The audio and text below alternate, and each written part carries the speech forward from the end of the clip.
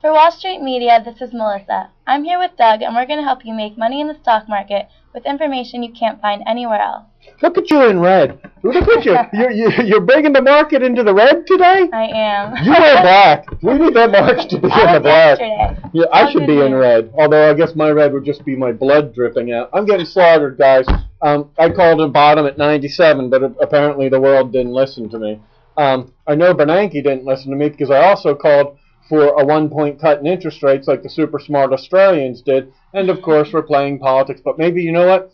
CNBC will have a whole hour special on what he's doing with his briefcase or what kind of pen he's carrying. And that'll be a clue that in another 4 weeks he'll do what he should have done today. I'll tell you what I did see.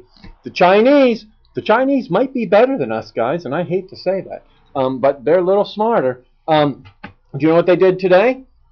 Cut taxes on savings. So that if you put money into a bank today, right, see, because banks need liquidity at the moment. I'm apparently the only one that knows that. No one in Washington does. In Beijing they do, though.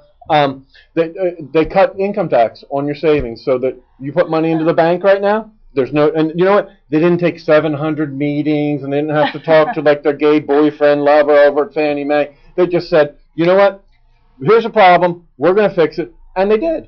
Easy solution. And it's a beautiful solution because, do you know what? Then you take your cash, you say, I'm not going to have to pay taxes on it, put it in, right? The banks will get a huge infusion of cash today.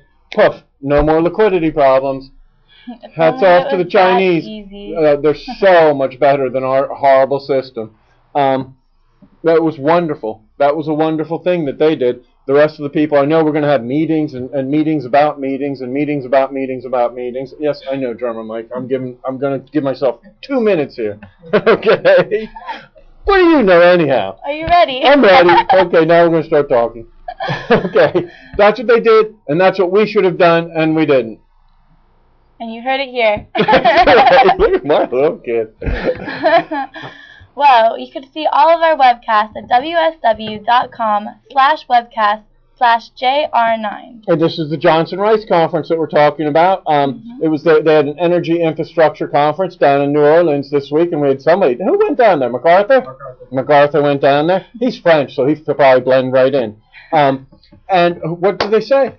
Well, Franco Bassotto, CFO of Foster Wheeler, ticker FWLT, discusses the new orders expected in 2H of 2008 and in July of 2008, including a new facility for a major international pharma client in Europe, a refinery expansion project in South America, Nysen Grassroots Refinery in Vietnam. He also spoke about the record result in Q2 2008 due to Global Engineering and Construction Group. I'm opening a business in Vietnam in about 3 weeks. 3 weeks? Yes, I am. I dragged German Mike into it. I can't tell. I can't let the cat out of the bag. 3 weeks. We'll know in 3 weeks. But I'll tell you what. You're going to get dragged into it because your beautiful picture is going to be on the advertisements. Sounds good. Sign me up. We also have Superior Energy Services, ticker SPN, who speaks about the innovation products Colitac, WireJet, Hot Tap, Platform Recovery Technology, and Subsea Intervention, and to conclude discusses the intervention vessel that can accelerate entry into subsea deepwater intervention market.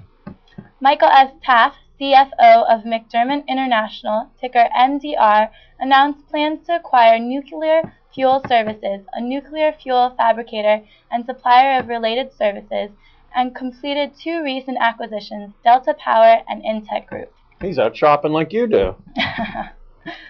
Michael J. Bradley, CEO and President of Matrix Service Company, ticker MTRX, talks about the target growth on 4 segments: downstream petroleum by expanding their engineering product service offering, power by acquiring new execution capabilities and geographic presence, utilizing either merit shop or union-based construction solution, and augmenting strategic relationships with customers, partners, and suppliers, natural gas and industrial gas by leveraging new cryogenic storage technology and utilizing process engineering capabilities, and alternative energy by expanding capital construction, utilizing steel plate structure EPFC capabilities in new markets, and leveraging power industry relationships. I was thinking about using cryogenics on Tyler. And I just thought we'd like heat him up, right? We'd freeze him in between conferences so he's not out Just to causing preserve mayhem him. in New York, you know.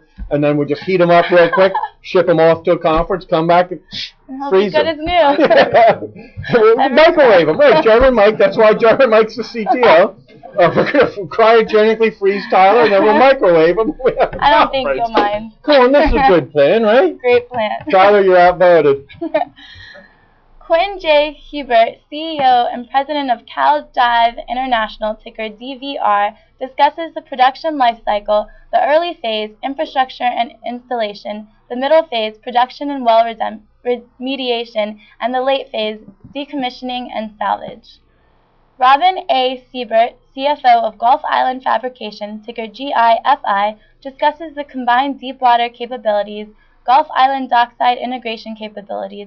He also talks about Gulf Marine Fabricators and explains the graving dock with a completed mini dock 3 hull.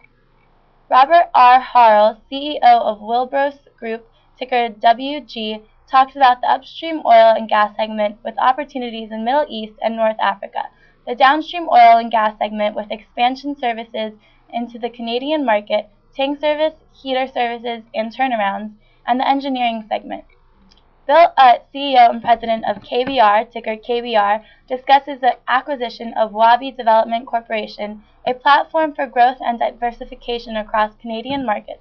He also talks about Ras Tanura Integrated Project and Yanbu Export Refinery Project. Are you making these names up as you go along? Yeah, I'm just making them up. Throw these in a little flair. Sounds good though, right? They don't have any like the Jones Project? Not that easy. All right. He also explains how they look to leverage intellectual property, increase pull-through opportunities, and ventures. Well, you were super fantastic as always, but you gotta wear black so the market Always goes up. Next time. And guys, I guess Tyler, that's okay, right? If we freeze and microwave you? Oh, just fine. Okay, we're gonna nuke Tyler. We don't have any. Oh, we have one in London tonight that we'll report on you tomorrow. We're gonna have to freeze and shoot Tyler out of a cannon. But we'll have to hurry. we'll have that for you tomorrow, and we have oodles more to report later today. We do. Well, we're here every day at Wall Street Media, and you can find this directly at WSMCO.com. Thank you.